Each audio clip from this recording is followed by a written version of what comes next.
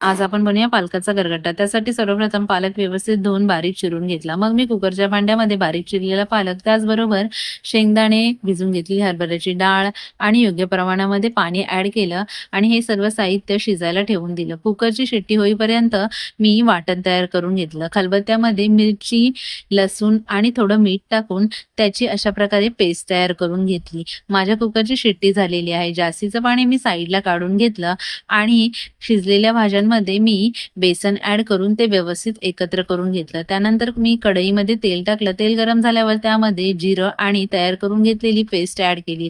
व्यवस्थित हे सर्व साहित्य एकत्र करून झाल्यानंतर मी त्यामध्ये हळद ॲड केली आणि आपली शिजवलेली भाजीसुद्धा ॲड केली. सर्व साहित्य व्यवस्थित एकत्र केलं. मग मी त्यामध्ये योग्य प्रमाणामध्ये उरलेलं पाणी टाकलं आणि मीठ टाकलं.